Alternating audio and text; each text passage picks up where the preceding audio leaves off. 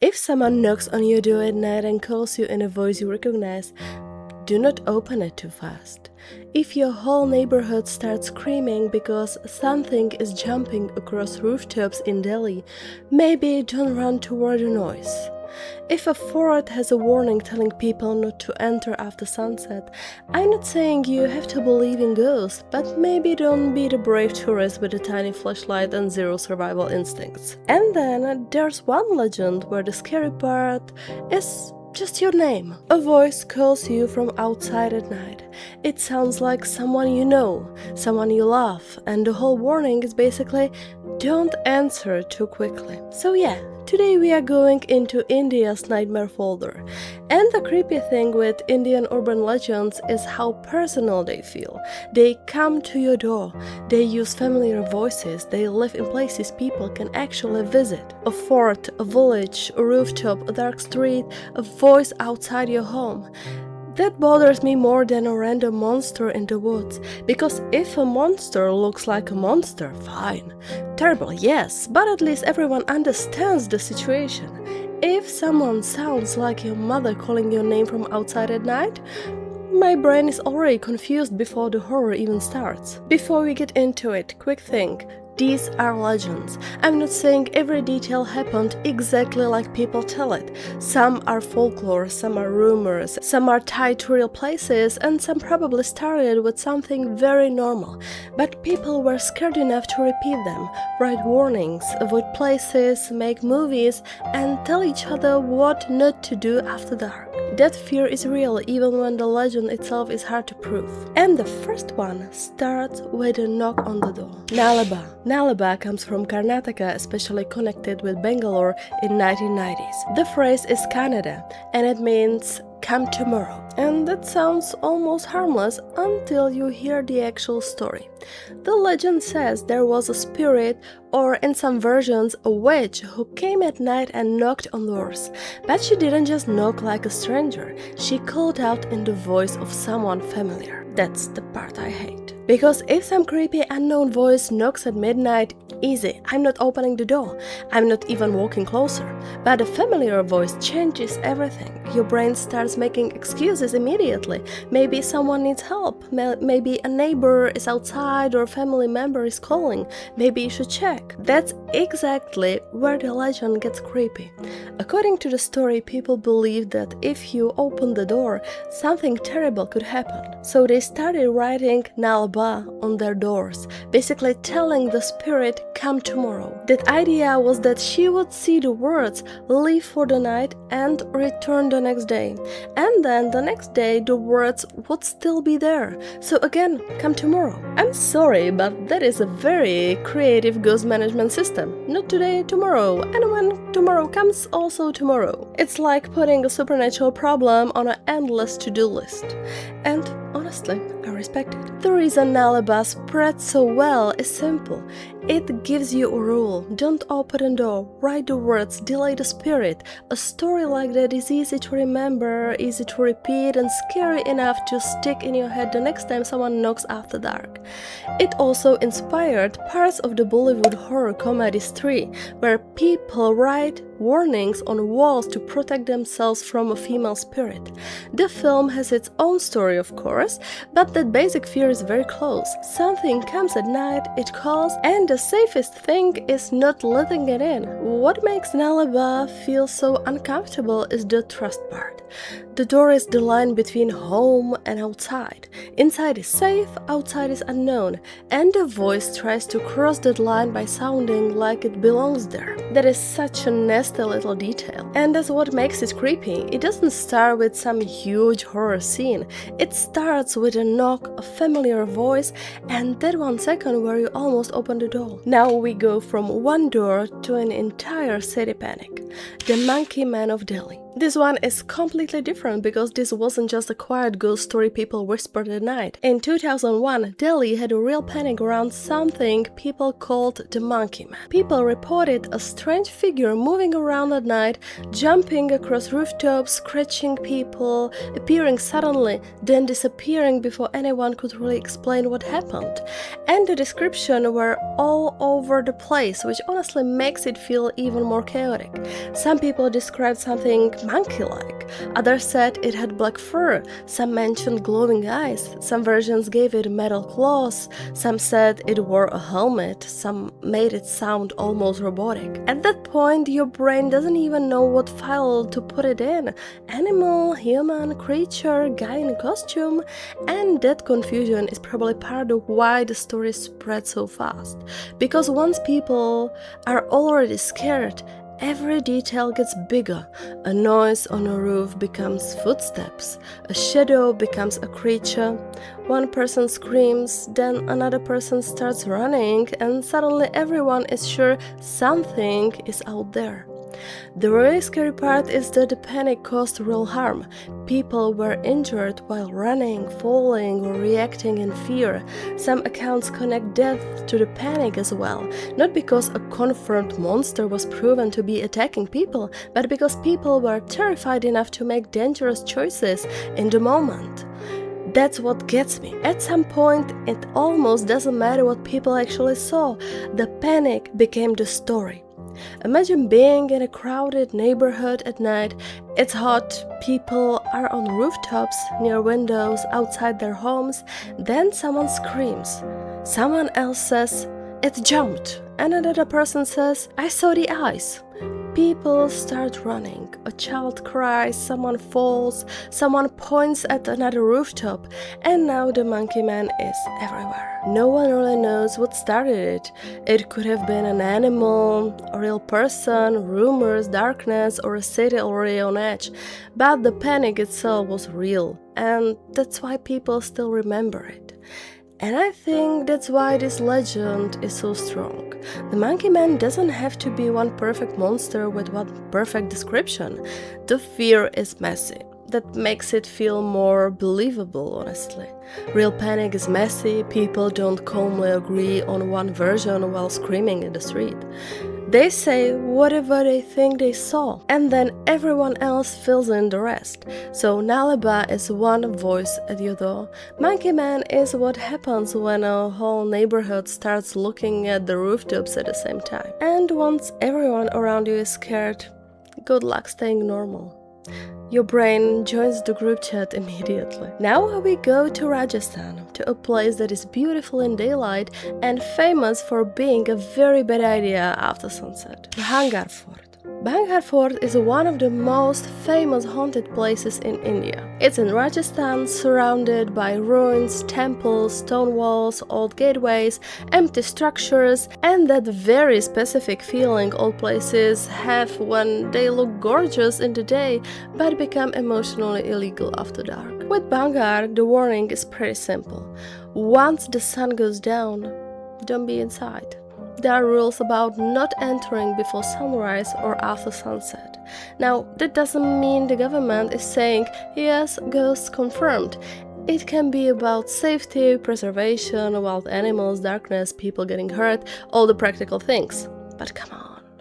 If a place already has haunted stories around it, and then there's a warning saying, don't go in after dark, people are going to connect those dots at Olympic speed. The legends around Bhangarh usually involve a curse. One popular version talks about Princess Ratnavati, who was known for her beauty, and a man often described as a tantric or a magician who became obsessed with her. In the legend, he tries to use magic to make her fall for him. The plan fails, and before he dies, he curses the fort. Another version says a holy man or ascetic warned that no building should cast a shadow over his home. When that warning was ignored, the place was cursed. Different versions, but the same feeling. Someone crossed a line, and the whole place paid for it.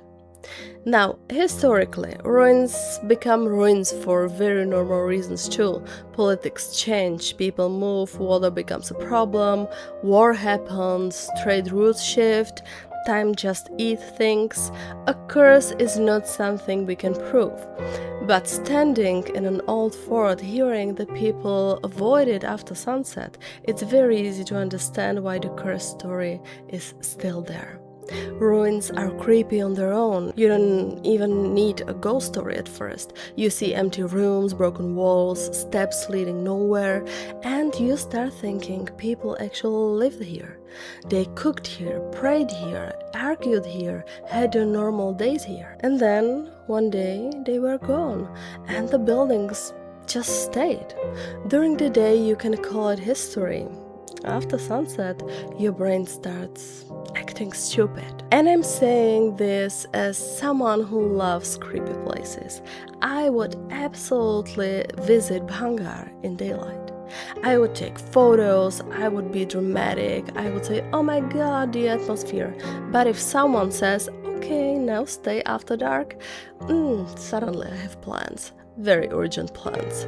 Somewhere else with lights. If it's only a story, why does the place feel so heavy? Now, if Bhangarh is the haunted fort, Kuldhara is the abandoned village that feels like it still hasn't explained itself. Kuldhara is also in Rajasthan near Jaisalmer, and it was once connected with Paliwal Brahmins. Today, people know it as an abandoned village with a cursed legend attached to it. This story says the village was abandoned overnight. The people left, and before they went, they cursed the place so nobody else could settle there again. Kuldhara is creepy in a quieter way. Nobody jumps out. You just see this empty village and your brain goes, so wait, why is everyone gone? The most famous legend says a powerful local minister, offered name Salim Singh in retellings, wanted to marry a young woman from the village. The villagers refused. Facing pressure, fear, or dishonor, the whole community chose to leave rather than give in. And before disappearing, they supposedly cursed the village so no one could live there again. That is such a strong image. An entire community leaving in the night. Stone houses left behind, desert wind moving through empty streets, and a final warning over the place: nobody lives here again. Now, the real reasons Kuldhara was abandoned are not fully settled. There are practical theories: water shortage, harsh desert conditions, earthquake damage, economic pressure, political pressure. Maybe several things happened over time. Honestly, that's usually how real history works. But legends survive because they explain the feeling of a place, and Kuldhara feels like a place that stopped mid-sentence. There's a difference between an empty place and an abandoned place. An empty place is just unused. An abandoned place feels like people left something behind emotionally. Even if you don't believe in ghosts, ruins like that have a mood. You walk through them and your brain starts asking questions you can't answer. Who lived here? Why did they leave? Did they know they were never coming back? Kuldhara already looks creepy on its own. Desert, stone houses, empty streets, no modern noise around you. It feels like people just walked away and never came back. And for me, that's stronger than just saying, there are ghosts here. The creepy part is imagining a whole village deciding to leave. Not one family, not a few people, everyone. And then the place just stayed empty. And now we end with the legend that scares me the most, because it only needs your name. Nishi Dak. Nishi Dak is connected with Bengali ghost folklore, and the basic idea is almost too simple. At night, you hear something calling your name. The voice sounds familiar. It might sound like a family member, someone you love, someone you would normally answer without thinking. But don't answer too fast. In some versions, Nishi calls from outside at night, trying to lure someone out. If the person responds or follows the voice, they may be led into danger. Some tellings include this creepy rule that if your name is called once or twice, you should not answer. Only the third call may be safe. And I hate that rule. Because imagine lying in bed at night, hearing your name once and twice, and now you're just lying there doing goose math. Like, okay, was that a second call, or did I imagine the first one? Do whispers count? Does it have to use my full name? I need terms and conditions immediately. This legend feels personal because it uses something that belongs to you, your name, your own name, in a voice you trust. And that is worse than a monster growling outside.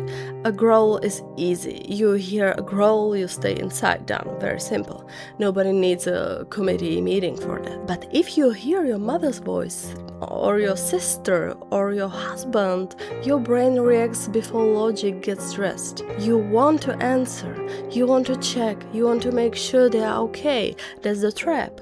Nishi Dak turns love into bait. And yes, voice-luring legends exist in many cultures. That makes it even more interesting to me. Different countries, different names, different spirits, but the same basic warning appears again and again. Don't follow the voice at night. Because humans are able to respond to voices, especially familiar ones. If someone you love calls your name, ignoring it feels wrong. This legend takes that instinct and makes it dangerous. The scariest version is the quiet one, just your name in the dark. Once, then again, and you're lying there trying to decide if you really heard it. That is the kind of fear that follows you after the video ends, because tonight, if you hear a random noise, you can ignore it. If the wind hits the window, fine. If something creaks, old house, whatever.